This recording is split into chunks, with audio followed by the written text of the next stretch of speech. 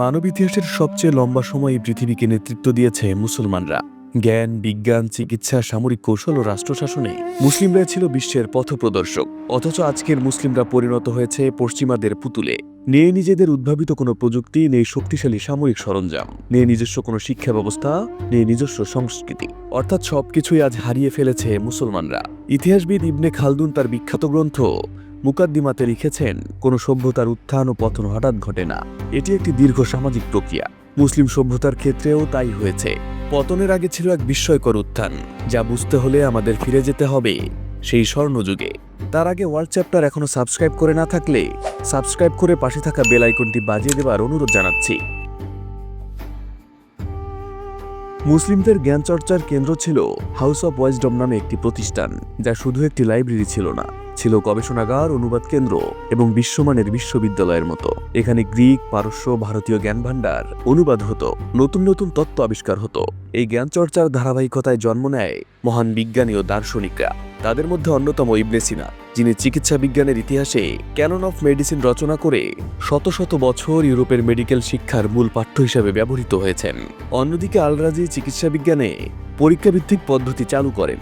একসময় বিশ্বজুড়ে মরণঘাঁটি নামে পরিচিত গুটি বসন্ত ও হাম আলাদা রোগ হিসেবে শনাক্ত করেন তিনি। তখন গোটা ইউরোপ ছিল অন্ধকার যুগে, আর মুসলিম চিকিৎসকরা হাসপাতাল, মেডিকেল স্কুল এবং ক্লিনিক্যাল গবেষণা চালাচ্ছিলেন। শুধু জ্ঞান ও চিকিৎসা নয়, সামরিক নেতৃত্বেও মুসলিমরা ছিল অসাধারণ। ইতিহাসের অন্যতম শ্রেষ্ঠ সেনাপতি খালিদ ইবনে ওয়ালিদ এমন সব যুদ্ধকৌশল প্রয়োগ করেছিলেন, যা আজও সামরিক একাডেমিতে পড়ানো হয়। অল্প সংখ্যক সৈন্য নিয়ে বিশাল বাহিনীকে পরাজিত করার তার কৌশল, দ্রুত গতি, শৃঙ্খলা ও মানসিক দৃঢ়তা মুসলিমদের সামরিক শক্তিকে এক অনন্য উচ্চতায় পৌঁছে দেয়। তার নেতৃত্বে মুসলিম বাহিনী শুধু ভূখণ্ড জয় করেনি, বরং নতুন অঞ্চলে প্রশাসনিক স্থিতিশীলতাও প্রতিষ্ঠা করেছিল। রাষ্ট্রশাসনের ক্ষেত্রে মুসলিমরা যে মডেল দাঁড় করিয়েছিল, তা ছিল ন্যায়ভিত্তিক প্রশাসনের এক অনন্য উদাহরণ। খলিফা উমর রাদিয়াল্লাহু আনহু রাতের অন্ধকারে ছদ্মবেশে ঘুরে মানুষের খোঁজ নিতেন।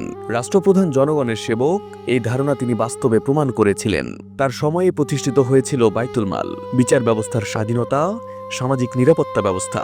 এরপর ওসমান রাদিয়াল্লাহু আনহু প্রশাসনিক বিস্তার, কোরআনের সংরক্ষণ এবং সমুদ্র শক্তি গড়ে তুলে মুসলিম রাষ্ট্রকে আরও সুসংগঠিত করেন। এই ধারারই দীর্ঘ রাজনৈতিক রূপ দেখা যায় অটোম্যান এম্পায়ারে, যা প্রায় দীর্ঘ 600 বছর ধরে গোটা বিশ্বের বিশ্ব রাজনীতি নিয়ন্ত্রণ করেছিল। তারা বহু জাতি, বহু ভাষা ও বহু ধর্মকে এক প্রশাসনিক কাঠামোর মধ্যে এনে সহাবস্থানের মডেল তৈরি করেছিল।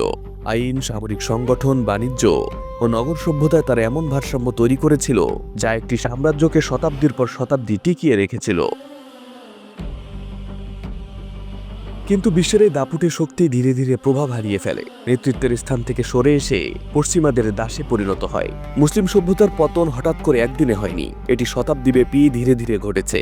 ইতিহাস বিশ্লেষণ করলে দেখা যায় যে শক্তিগুলো মুসলিমদের উত্থানের কারণ ছিল, ঠিক সেই জায়গাগুলো দুর্বল হয়ে পড়ার মাধ্যমে এই পতনের সূচনা হয়। এই পতনকে বোঝার জন্য কয়েকটি ধাপ ও বাস্তব উদাহরণ গুরুত্বপূর্ণ।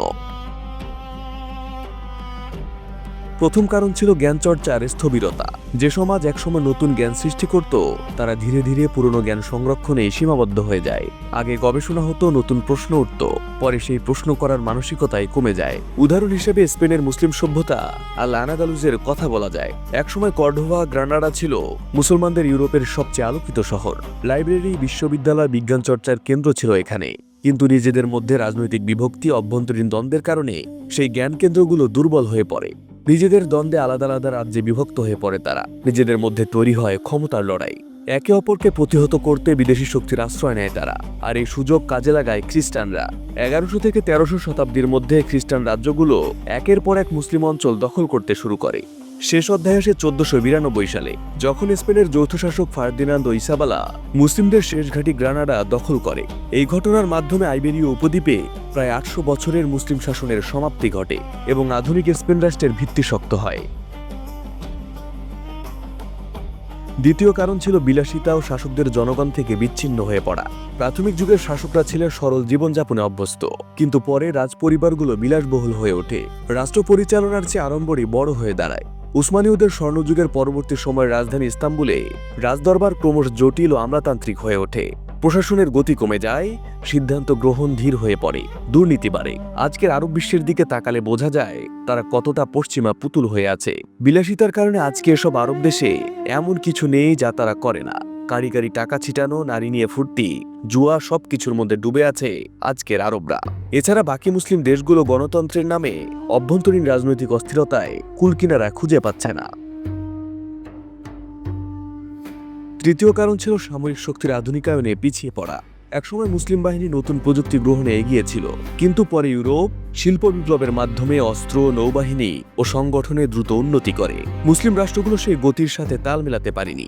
1683 সালে ভিন্ন অবরোধ ব্যর্থতা শুধু একটি যুদ্ধ হারানো ছিল না, এটি ছিল শক্তির ভারসাম্য বদলে যাওয়ার প্রতীক। এরপর থেকে ইউরোপ আক্রমণাত্মক শক্তিতে পরিণত হয়, আর মুসলিম রাজ্যগুলো প্রতিরক্ষামূলক অবস্থানে চলে যায়। চতুর্থ কারণ ছিল অর্থনৈতিক নিয়ন্ত্রণ হারিয়ে ফেলা। আগে পূর্ব পশ্চিম বাণিজ্য পথ মুসলিমদের হাতে ছিল, কিন্তু ইউরোপীয়রা নতুন সমুদ্র পথ আবিষ্কার করলে বৈশ্বিক বাণিজ্যের কেন্দ্র বদলে যায়।